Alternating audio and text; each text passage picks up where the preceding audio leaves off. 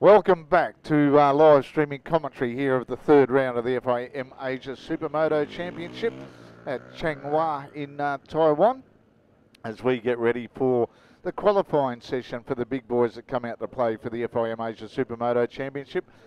We just had the local lads, the support categories in the SM2 and SM3 categories. And they were pretty handy actually, Baz. They did a pretty good job out there. I was quite impressed with some of the antics that they were getting up to. Definitely not slow by any stretch of the imagination, but going to see what the big boys are out now. They've had their morning warm-up. They had their two practice sessions yesterday afternoon. Lewis Cornish, the championship leader, he was well in control again this morning, so we expect him to continue his merry way for the next 30 minutes during this qualifying session before they come out for the Superchrono later on. And there's on screen we can see a layout of the circuit, 1.2 kilometres long, with the total corners of 11 or 12 depending which way you interpret it, with about 400 metres of dirt section making up that 1.2 kilometres. And a great morning it is here at CHANGHUA in Taiwan. Yeah, as you said, the local riders were giving it the beans this morning. The lap record here, we believe, until the Asia Supermoto lads got here, was 1 minute and 10 seconds, which only 4 riders so far have beaten from the FIM Asia Supermoto circus. So there are some useful locals here, and we'll be having a look at some of their races during the course of this live streaming today. As we just see now, the first riders come out on track for the FIM Asia Supermoto round 3 qualifying. This is a 30-minute session, and that will be followed by Superchrono, where the fastest 6 from qualifying will shoot it out for the first 6 grid positions for Moto 1. Moto 2, of course, will have its grid positions determined by the finishing order in Moto 1. Yeah, and we can pretty safely say who the top 4 will be if the 3 sessions that we've seen are anything to go by. So it'll be a bit of a battle for the rest to see who can make up positions number 5 and 6 on the grid as the green flags wave, letting all the lads know that there's a clear track in front of them. Great marshalling from what I can already see. And on screen just then going down pit straight into turn 1 was our series leader, Lewis Cornish. Yeah, so as the top lads get their eyes in now, we should mention a couple of notable absentees this weekend. Gabit Saleh, or Mohammed Habibullah, he's recovering from a nasty crash in a Supercross event in Malaysia, which involved having a punctured lung. We understand he's fit again, but KTM, his employers, holding him back to make sure he recovers fully and properly. So big credit to KTM, because by missing this round, Gabit will almost certainly have the defence of his championship put out of his reach. And the other absentee is the Philippine rider, the very popular Kenneth San Andres. He was at the airport ready to fly out on Thursday when he was struck down by appendicitis, as it turned out. He's just literally this morning. A bit of action on track now. Lewis let that one go, but Kenneth, the Philippine rider, he's out of the operating theatre this morning, and in the recovery ward. So we wish him well for a fast recovery, and I hope to see him back again very soon. Lewis Cornish there looking for a bit of clear track, I think. Yeah, he was getting a bit balked there and slowed it down a bit. And I think he's going to be battling to get a bit of clear track in front of him. He might just have to go for it. Well, with the pace he's got, yeah, he's going to catch. If he's behind some slower riders, he's going to, as you can see again here. And he's definitely not shabby on the world stage, coming third in the AMA Supermoto Championship over in America this year, and doing pretty well in the French Championship as well. As on screen at the moment, bike number 5 from Thailand, the 2015 champion, Trikorn Tantong. And he's one of the, as we said, one of the dark horses. He was second fastest yesterday during the sessions in front of Kairi Zakaria and then Naoto Takayama. The top 4 that are under the 70-second bracket around this 1.2 kilometre layout. A purpose-built track, go-kart track with that dirt section that's been in for a number of years and holding up remarkably well for the torture it's going under with these guys absolutely riding the wheels off their Supermoto machines.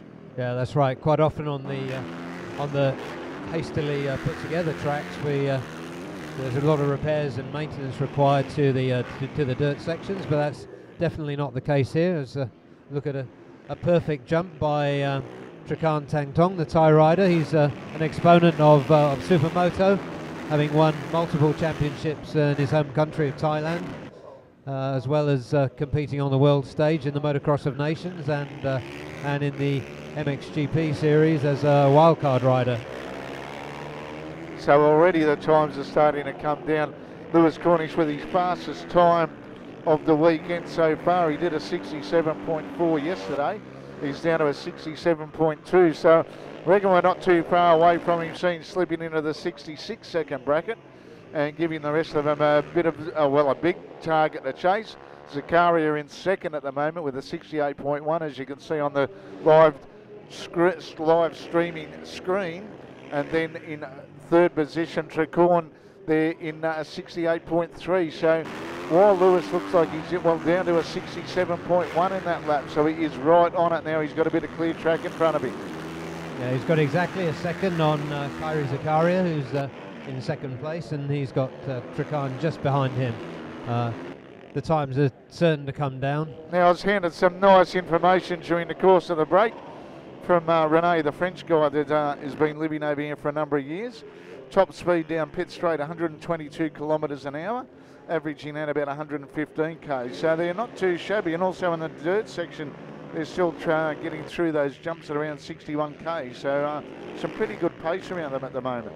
Yeah, this is a nice open track, isn't it, Braxy? I think there's plenty of opportunities to overtake and overtake safely. There's enough width on the track, and then there's enough length, particularly in the final sector, where you've got straights linked together by 180-degree hairpins. Plenty of opportunity to get past either on the straights, if you get a good exit, you drive out of the exit, or on the brakes as they slide into the corners. And Hastroy Osman there on screen at the moment. He's down the field a little bit, but he's in sixth position, fastest time 1:12.887, and that is slightly quicker. He's taken about a second off his time from yesterday, so he's starting to find his way and get a bit more comfortable with this 1.2 kilometre layout. Yeah, and there's interesting, now we were talking about Takashi Sasaki earlier on as having had a quiet meeting so far. He's jumped into the top 5 by putting in a 1:10, and he was going 5 seconds a lap slower earlier this weekend. We said he had a bit more to go because he's performed very well in the first 2 rounds, taking top 5 positions, and now he's put a marker down with a close to a 1:10, a 70-second lap, and he's just behind his compatriot Naoto Takayama, who's been quick all through the weekend, right from the off. He's been in the 109s consistently, 109.225. And they're just looking at the dirt section there, very technical as we see Hastroy negotiate them. A few whoopties there that you've got to get right, pardon me, that was under 3. Naoto Takayama there, Takasan, going a bit slower again, but man, he can certainly put some laps in. I don't think fatigue or arm pump's going to be any of his problems during the 20 minutes plus 2 laps for the both heats of the third round of the FIM Asia Supermoto Championship here. No, that's right. We saw him out on track for the full hour of the second free practice session yesterday. It looked like he was enjoying it, and you can see he rides this track very smoothly. He competes in the Taiwanese National Supermoto Championship, so he knows his way around here better than any of the other top contenders. There's 2 Taiwanese riders here, but they're 3 seconds a lap slower at the moment than Naoto Takayama. And it looks like I wouldn't be so. Cornish is back into the pits now. He's set the time. He'd be quite happy with that. There's no reason to go and tire yourself or the motorcycle out. let the rest of them give chase. He's got it, like you said, Bazza, he's got about a second lead over Zakaria there in second position. Tricorn there in third, just a couple of tenths slower. Yeah, Lewis has done everything he needs to do in this session. That's absolutely guaranteed him a place in the Superchrono, and it's the Superchrono, of course, that determines the first 6 grid positions. And as it's a 3-3-3 configuration grid, then that'll be the first 2 rows determined by the Superchrono session. And Lin Chin Pei there in 9th position at the moment. And just a bit of information for the people. They might think that all these people are just the guys out there part-time riders, but a lot of them are actually full professionals and looked after in certain ways by their factories. Lin Chin Pei riding for Supermoto Taiwan, so he's got the federation right behind him as well. So it's great to see these guys out there and managing to make a bit of a living out of Supermoto, which just confirms the esteem and what the guys and the championships in Asia are starting to come for through the rise in stature as each year unfolds. Yeah, it definitely is, and even though this circuit's a little way off the beaten track in Taiwan, there's been spectators coming in since early this morning, so I think there's going to be a fair few people here, maybe 1,000 or so in the grandstands here and on the roofs that overlook the circuit. You can see the whole track from the main spectator area here, and of course you can see everything in close-up, glorious HD coverage on our live stream. And that was bike number 101. He's getting a bit loose there. Takashi Sasaki there coming into the final couple of corners, taking a couple of bites out of each corner. And I think that's going to, well, intensify as the race goes on. He's down there in 5th position with a 1:10.03. He wants to crack into the sub 70 second bracket, which I reckon he could be well on track to do at the moment if he can maintain some clear track in front of him. Yeah, Takashi Sasaki, he knows, having had a quite few free practice sessions, he knows he needs to put himself firmly in the frame for Superchrono, and he's done exactly that. He's in 5th position, and he's 2.7 seconds clear of Hasroy, the Singapore rider, who's the final qualifier on the timing screen as we look at it at the moment for the Superchrono session that'll follow straight after this qualifying session. So at the moment, those qualifying for the Superchrono, obviously Lewis Cornish at the top of the field, then we've got Zakaria in 2nd, Tricorn there in 3rd, Takayama-san there in 4th position. Then it's Takashi's teammate and fellow Japanese rider in 5th, and Hasroy Osman there in 6th position. With he's got about a 0.7 second buffer over bike number 40, another Taiwanese rider who's come up Li Wei on his Supermoto Taiwan machine, teammate to our Lin Chin Pei on bike number 720. He's dropped down the sheets a bit after an early domination as everybody else is getting a little bit quicker. And look at those big black lines of how they've been painting the track black at the moment going into turn 1. Coming from a top speed of around over 120 kilometres an hour, 80 miles an hour in the old school, and then dropping down to about 40 or 50 k's through turn number 1. So they're pretty heavy on the brakes. A lot of these guys, motocross guys, don't usually use front brakes, but in a situation like this, all critical to be able to get the most performance out of the Brembo calipers that are standard on these Husqvarna machines. Yeah, that's right. We're looking at Tricorn Tangkong, who usually rides the KTM. He's on a Husqvarna this weekend for round 3 and enjoying himself, as we can see. I think he wants to put himself in the 2nd position, but along with Lewis Cornish and Kairi Zakaria, he's done everything he needs to do for this qualifying session to put himself in the Superchrono frame. And he's looking pretty smooth at the moment, is Tricorn, the likeable Thai rider, and doesn't mind his food after going out to dinner with him the other night and being entertained at one of the many street stalls here in Taichung, which is about an hour away from the track. Yeah, this is a great thing about coming to China, or part of China in particular, is the way that they put so many restaurants together, and they're all good. because they have to be. Yep, and the food is absolutely sensational. Been sampling the delights of the local fair over the last couple of nights, and I reckon we'll be doing it again in the next couple of nights as well before we depart, and hopefully come back here next year for another round of the FIM Asia Supermoto Championship. But looking at Trikan now, can he lower his time? He's on a 108.374 in third position. Provisional front row start at the moment. As he comes onto the final turn, up to the pit straight now to complete a lap, and now not quite a 108.2. He's well, he has beaten his time by a tenth of a second to move up there. Yeah, he's better his time, but not his position. But as you say, he's done everything he needs to do for this qualifying session. It'll be good to see one of the Taiwanese riders. They're just outside the top 6 at the moment. Be good to see one of those guys in go through the Superchrono. No disrespect to Takashi Sasaki or Hazroy from Singapore, but they're just knocking on the Superchrono door there. Yeah, it's be good to see one of them get up, and well, hopefully the crowd can get behind him and give him that little bit of inspiration to lower his lap times. It only needs half a second to get in there, and it's easy to say half a second, but around a track like this, half a second is, well, it's a fair distance, especially when you're on the limit for most of the lap trying to get those times in.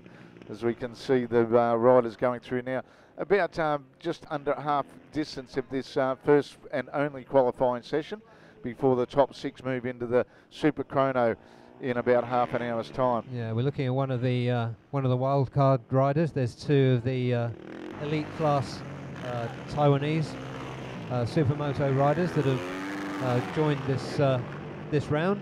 Lin Chu-yin. He's put in a 124, so there's a bit of a gap there to the regulars in this championship. He might get a bit of an education in riding Supermoto this afternoon during the 2 heats of 20 minutes plus 2 laps. Yes, whatever happens, wherever he finishes, I think what he's going to guarantee is that he finds some more speed by mixing it up with these professional Supermoto racers. You're probably thinking at the moment, that's how fast he can go through here, and he's been following a few of the other lads through here. And definitely not getting the attitude on the motorcycle that our leaders are, flicking it from side to side in that last little bit of a chicane S-bend as they come onto the final turn. Yeah, that's right. You can see the difference in the times.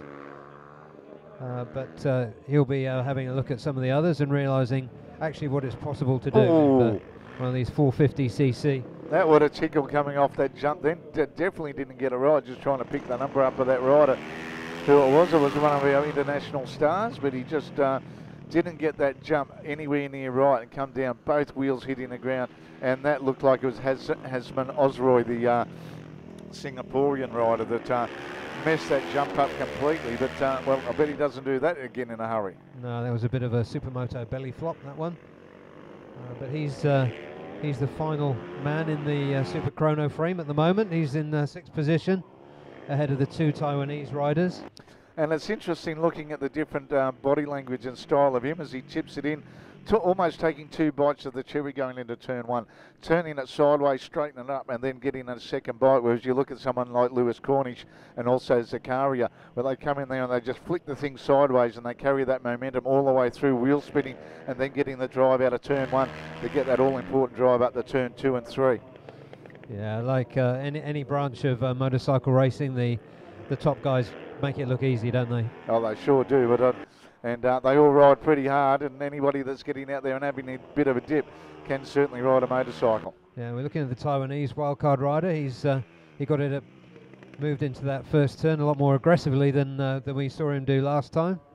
So he's getting his eye in. It'd be good to see him improve his time a bit. That's the Taiwanese rider Chu. He's on a 124.1, so fair old distance between him and the regular FIM Asia Supermoto riders. And you don't have to look at his lap times to just see the difference in rider style and speed compared to the likes of Lewis Cornish, our leading international rider, as I said a few times, 3rd in the AMA Supermoto Championship this year.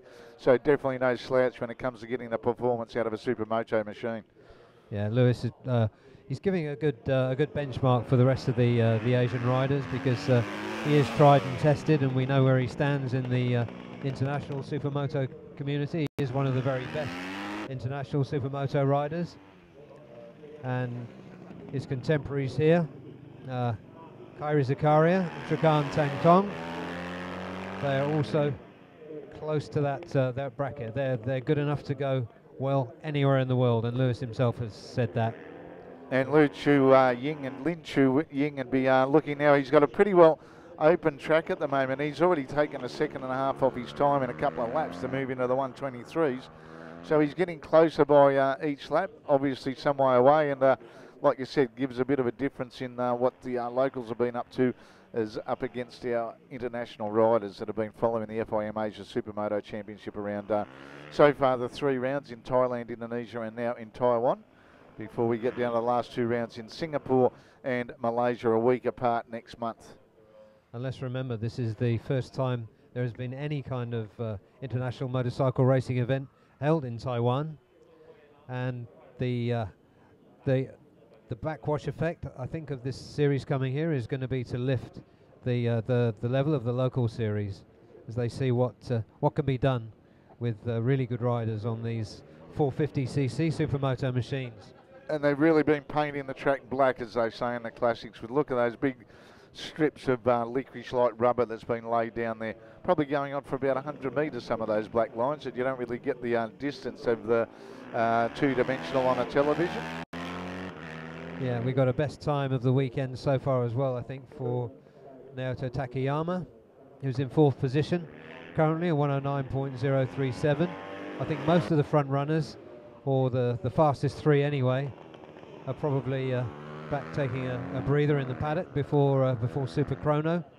And Lin Chu there is actually, you can start him to see him flick the bike from side to side as he gets more confidence in what he's doing. As we look through the qualifying at the moment, Cornish leading away from Zakaria there, Tantong in 3rd position, Takayama and his fellow Japanese man Sasaki in 4th and 5th respectively, and the Singaporean rider Hasroy Osman in 6th position, which at the moment look like they're going to be making up the top 6 for the Superchrono, but don't discount Lin Chinwei at the moment in 7th position. He's just about 0.6, 0.7 of a second off. He might come out for one final fling to see if he can get into that top 6 and get onto the all-important top 2 rows of the grid. Yeah, like you say, Braxy, Li Wei is about 0.7 of a second outside of the slower than the fastest Superchrono qualifier so far. We've got 7.5 minutes left on the clock for this qualifying session.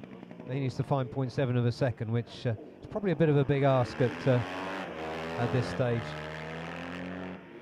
Yeah, but no, he might just pull one out of his hat and throw it together, but he might be just realising it's better off just to sit there and see what he can do from the 3rd row of the grid, and hopefully for a good result to move up the progressive grid here for the FIM Asia Supermoto Championship, where they finish in leg number 1 is where they'll start in leg number 2. Yeah, and just behind Lee you've got the Indonesian rider, Pedro Wuna. He's just 1/10 of a second back from Lee. He's been getting a bit of a rev up from his crew as well. They're expecting him to go a bit faster. Well, we gave him a little bit of a rev up last night as well, didn't we, in the hotel lobby. Very, very amiable lad, experienced racer. I think he's a motocrosser, isn't he? He is. By trade. 34 years old. Been around a number of years. Started riding when he was about 13, so he's got about 20 years experience under his belt. And I must say the level of talent that's come through in the last few years in the Asian precinct of the world is, well, in leaps and bounds it's come ahead.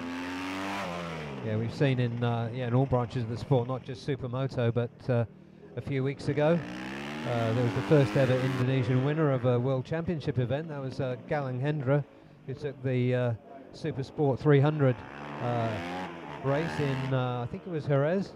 Yeah, the final round of that's part of the Superbike World Championship. And there's a whole clutch of very good young Indonesian riders coming through. And not only Indonesia, we're getting some good Thai riders coming through as well. And also Malaysian riders being reflected in the Moto 3 and Moto 2 categories of the World Championships. Yeah, there's Chu coming into the pits now, number 910. He looks chuffed with what he's achieved so far. Getting a bit of a round of applause from his local fans. Yeah, well, it's good to see. There's plenty of people hanging over the railings there to greet him. We've got 5 minutes left to go now in this qualifying session. Now that I reckon that we might have seen the riders have gone back to their pits and having a bit of a chat, having a bit of a drink of water or an energy drink to try and rejuvenate themselves for this, well, what's coming up in a few minutes' time, as we've said a couple of times, for the FIM Asia Supermoto Championship. The SUPERCHRONO, basically the pole position shootout for the top 6. And you'd have to go a long way to put your money anywhere else except on the Englishman from Norwich in the eastern counties of England there to take another pole position to make it 3 from 3 in the FIM Asia Supermoto Championship for 2017. Yeah, I wouldn't bet against it either, but I'm sure that the thoughtful Thai lad, Trikan Tang Tong, he'll be, I know he's wringing his brain out, trying to think where he can get an advantage. I think he might be a bit quicker over the dirt sector. And you know, the only certainty in racing is the uncertainty. So absolutely right. Anything is possible. Anything is possible in any type of motorcycle racing, we know. And there we go, as we get a close to this Supermoto qualifying from our sponsors, Malaysia Major Events, which is a major sponsor of this championship, the FIM Asia Supermoto crew, and also Asia Supersports, as well as C Plus Global as well, that have been, well, the main instigators of getting this series up and running. Yeah, E Plus Global, of course, for their work they've done with Asia Supersports Group has brought this fantastic quality HD coverage to the series that's helped to lift it up and bring the championship all around the world. Must be time for a drink of water. We're getting ready for our long day here, trying to bring you all the action and a bit of behind the scenes gossip, I suppose, of what goes on in the paddock and behind us all. And another one we should mention too, Bike Nation from Malaysia, another very proud supporter of the FIM Asia Supermoto Championships, as well as Husqvarna Motorcycles, which put a big effort into getting some motorcycles prepared here at extremely short notice. We must repeat that it was not really on the cards, but we had a bit of problems with the round in India, unfortunately, but that will be all fixed up for next year. And no reflection on the organisation, but more a reflection on the customs, what would you say, regulations of the big subcontinent of India. Yeah, it was an untimely change in customs regulations that would have caused the bikes to have been rerouted, and that just didn't leave enough time for the event to go ahead. So great credit to the FIM affiliate in Taiwan, who worked with Asia Supersports Group to put this round together at literally 3 or 4 weeks' notice. And so far, they're covering themselves in glory, the organisers here.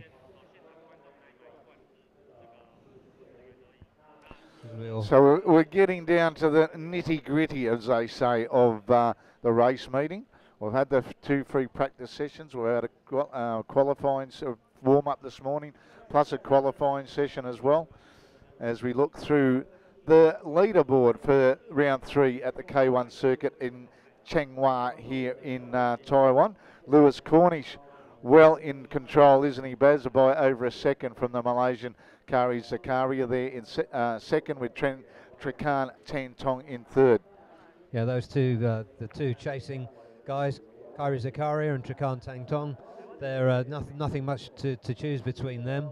But Lewis has got what seems to be his customary 1 second gap on the rest of the field. So we'll see what happens in this SUPERCHRONO session that will be coming up shortly. Behind those 3, you've got Naoto Takayama, the Japanese who races at this track a few times a year in the Taiwan Supermoto series. He did a 109.037. And then we're just looking at the final 3 qualifiers. Sang-Wei Kei, the Hong Kong rider, he did a 117.1. Lee Chu-yin did a 121.9. And Cheng Pang Pang, another wild card. But he might have known he was a wild card, not going out and doing a lap. Yeah, it's not that wild, is it? Now the calm before the storm, I suppose, as the officials have a look at the track to see if everything is in working order, particularly the dirt section. as the checkered flag now comes out to officially close the one and only qualifying session for round 3 of the FIM Asia Supermoto Championship. Yeah, it was nicely time waving of the checkered flag just after the live cameraman walked across the track. But the qualifiers did all they needed to do and all they could do in that session, and the big fight will now be in the Superchrono session, which will be following very shortly. Well, we might take a quick break and be back with more action very shortly. As Barry Russell said, we've got the Supermoto Superchrono coming up very shortly for their 30 minutes with the 6 bikes on track, and then we'll have a bit of another break before we get back with the opening ceremony for the 3rd round at 1 p.m. local time. So on behalf of Barry and the rest of it, Mark Brax here. We'll be back very shortly with more action from the FIM Asia Supermoto Championship here at CHANGHUA in Taiwan.